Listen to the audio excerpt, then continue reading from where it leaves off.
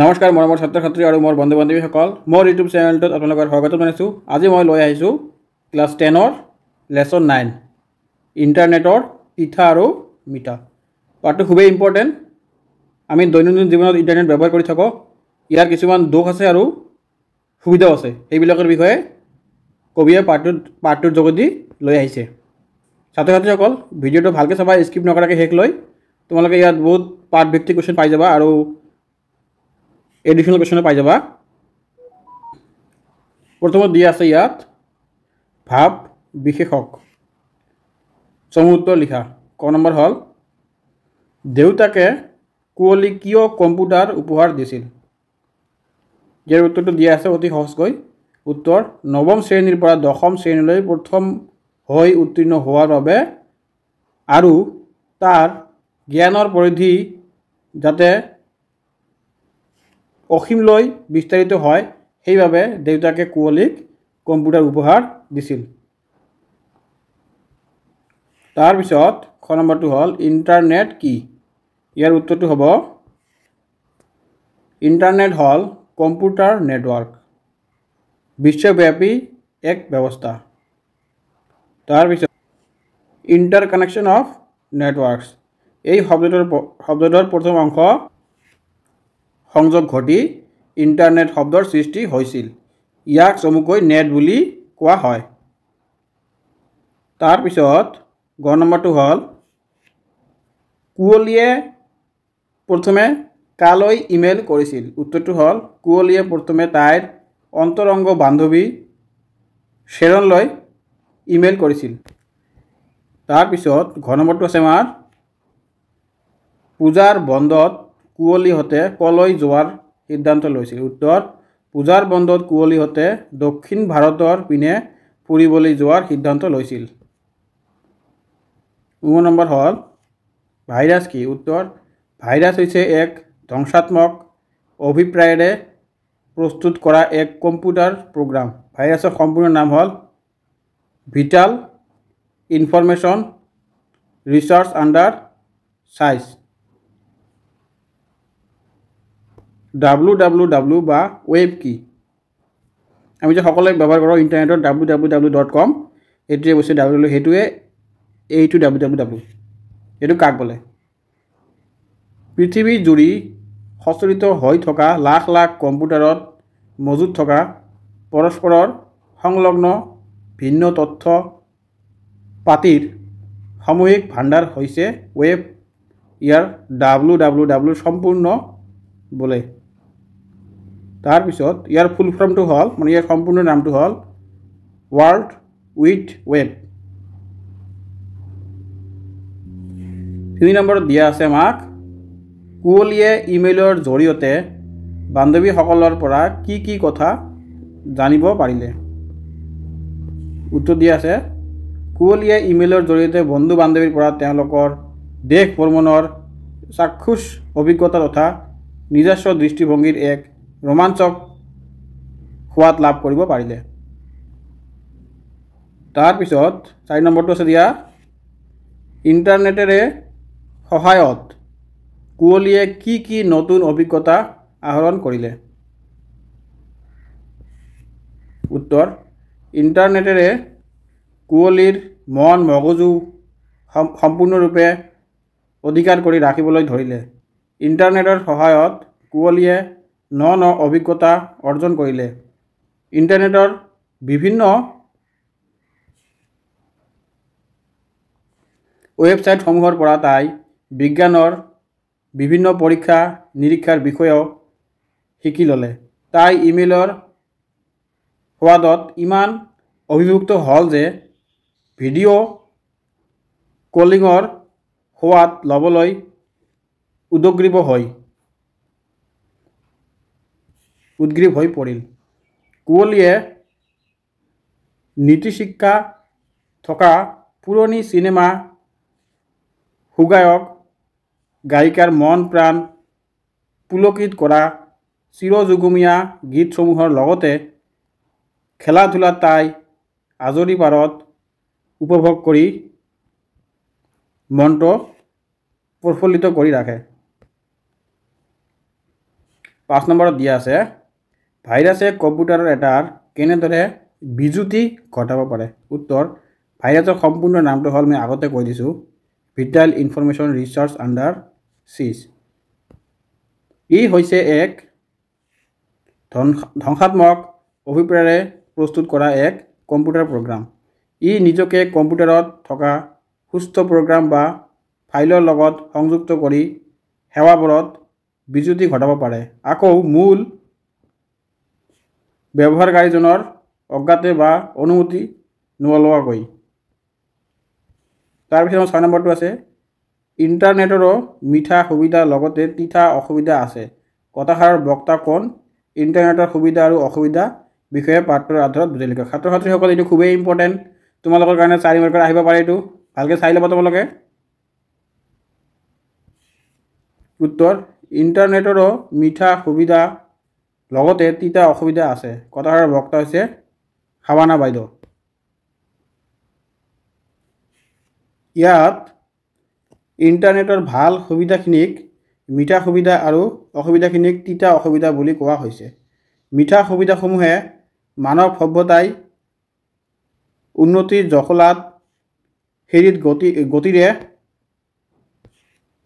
আগবঢ়াই নি উন্নতিৰ সপোন ৰচিব পাৰিব ইণ্টাৰনেটৰ জৰিয়তে বিভিন্ন শৈক্ষিক কাৰ্যক্ৰম নীতি শিক্ষাৰ পাব পৰা চিনেমা চিৰজুগুমীয়া গান খেলা ধূলা পৃথিৱীৰ বিভিন্ন ধৰণৰ বাতৰি তাৰপিছত খা খবৰ আদি ল'ব পাৰি ইণ্টাৰনেটৰ এইবোৰ সুবিধাক মিঠা সুবিধা বোলা হয় আনহাতে ইণ্টাৰনেটৰ বহু অসুবিধা আছে ইণ্টাৰনেটে নতুন প্ৰজন্মক কিতাপ জগতখনৰ পৰা খেলা ধূলা জগতখনৰ পৰা সাহিত্য সংস্কৃতিৰ পৰা বহু পৰিমাণে আঁতৰাই আনিছে তদুপৰি ইণ্টাৰনেটৰ জৰিয়তে বহুতো ভুৱা বাতৰি প্ৰচাৰ হয় এনেবোৰ ভুৱা বাতৰিয়ে সমাজত ভয়ানক সমস্যাৰ সৃষ্টি কৰাৰ উদাহৰণ আছে গতিকে কোনেও যেন ইণ্টাৰনেটৰ পৰা এনে পৰিস্থিতিৰ সন্মুখীন হ'বলগীয়া নহয় তাৰ বাবে সীমিতভাৱে আৰু সচেতনতাৰে ব্যৱহাৰ কৰিব লাগে ইণ্টাৰনেটৰ এই অসুবিধাবোৰক তিতা অসুবিধা বোলে তাৰপিছত 7 নম্বৰত দিয়া আছে আমাৰ ইণ্টাৰনেটৰ তিতা মিঠা গল্পটোৰ সাৰ্থকতা বিচাৰ কৰা ইয়াৰ উত্তৰ দিয়া আছে ইণ্টাৰনেটৰ বিষয়ে ছাত্ৰ ছাত্ৰীসকলক সাধাৰণভাৱে ধাৰণা এটি দিবলৈ গৈ লিখকে ডক্টৰ প্ৰণয় দত্ত এই গল্পটিৰ নাম ইণ্টাৰনেটৰ তিতা মিঠা ৰাখিব বুলি ধাৰণা কৰিলে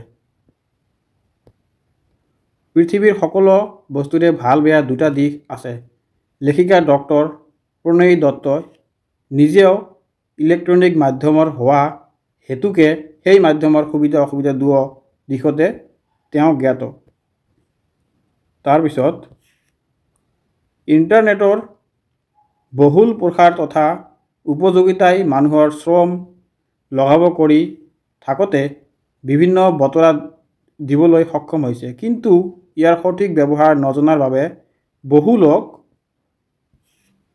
বিশেষকৈ ছাত্ৰ সমাজ বিভিন্ন ক্ষতি মুখামুখি হৈছে তাৰপিছত এটা মুদ্ৰাৰ দুটা পিঠিৰ দৰে এই বিশ্ব ব্ৰহ্মাণ্ডৰ প্ৰতিটো ভৌতিক বস্তুৰে ভাল আৰু বেয়া দুটা দিশ থাকে সূৰ্য সৰ্বশক্তিৰ আধাৰ সূৰ্যৰ তাপ আৰু পোহৰ নথকা হ'লে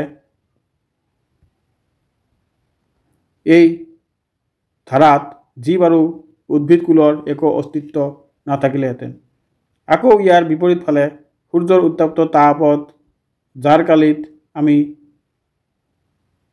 বাট লৈ ওলাব নোৱাৰোঁ ঠায়ে ঠায়ে মানুহ তথা জীৱ জন্তুৰ লগতে গছ লতিকাও মৃত্যু মুখত পৰে একেদৰে ইণ্টাৰনেটৰো মিঠা সুবিধাও লগতে তিতা অসুবিধাও আছে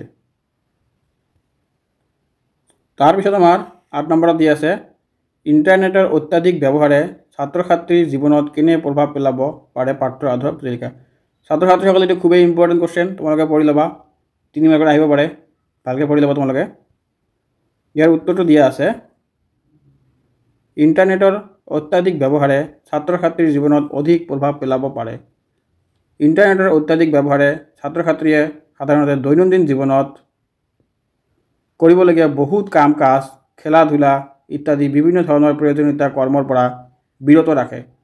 সাধাৰণতে আজিকালিৰ ছাত্ৰ ছাত্ৰীয়ে ইণ্টাৰনেটত গেম খেলি আনন্দ পায়।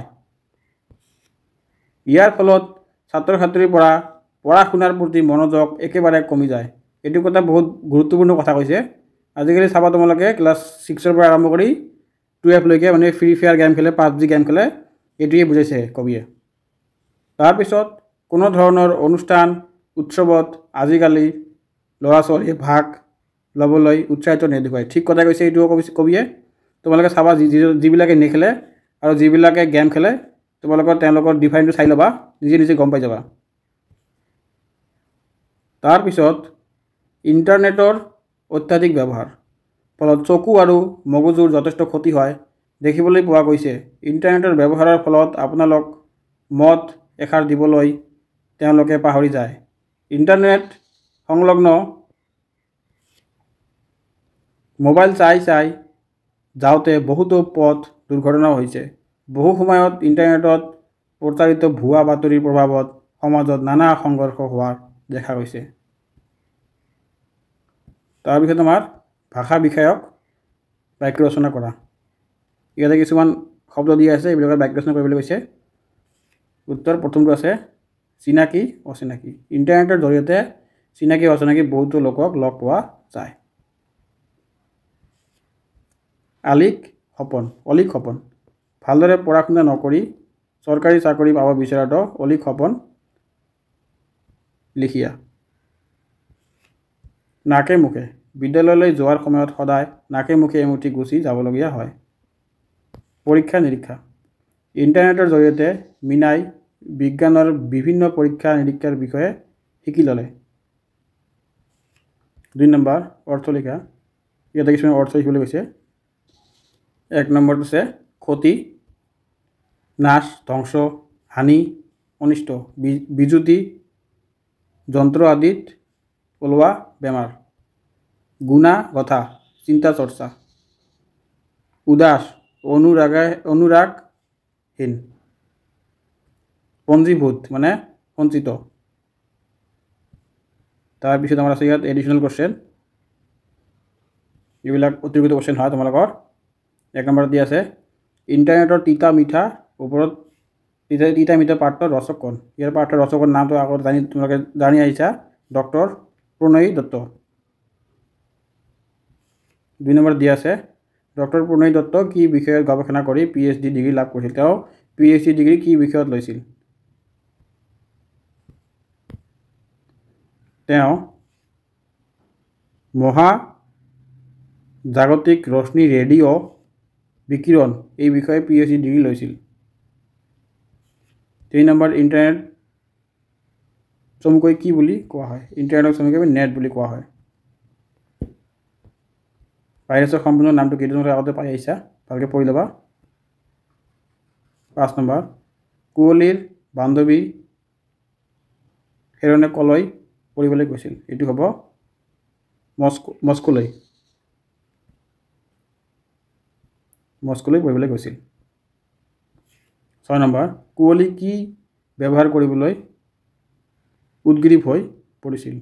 কুঁৱলী ইণ্টাৰনেট ব্যৱহাৰ কৰিবলৈ উদ্গ্ৰীৱ হৈ পৰিছিল। 7 নম্বৰ কিহৰ সমষ্টিয়ে ইণ্টাৰনেট হৈছে? হাজাৰ হাজাৰ বিভিন্ন প্ৰকাৰ আৰু আকাৰৰ নেটৱৰ্ক সমষ্টিয়ে হৈছে ইণ্টাৰনেট। 8 নম্বৰ ইণ্টাৰনেটত পোৱা উৰা বাতৰি সম্পৰ্কে কুঁৱলীহঁতক কোনে বুজাই দিছিল? বিদ্যালয়ৰ মুৰব্বী বাইদেৱে। 9 নম্বৰটো আছে ইয়াত হাৱানা বাইদেউৰ পৰা উপদেশ পাই কুঁৱলীয়ে কালৈ ইমেইল কৰিছিল? এই এনচাৰটো হ'ব তাৰ সকলো বন্ধু আৰু বান্ধৱীলৈ। ছাত্ৰ ছাত্ৰীসকল, ভিডিঅ'টো ইয়াতে শেষ কৰিলোঁ। তোমালোকক যদি ভিডিঅ'টো ভাল লাগে চেনেলটো ছাবস্ক্ৰাইব কৰি ৰাখিব আৰু লগতে লাইক বাটনটো দবাই দিব আৰু যদি পাৰে তোমালোকৰ বন্ধু বান্ধৱীৰ লগত শ্বেয়াৰ কৰি দিব।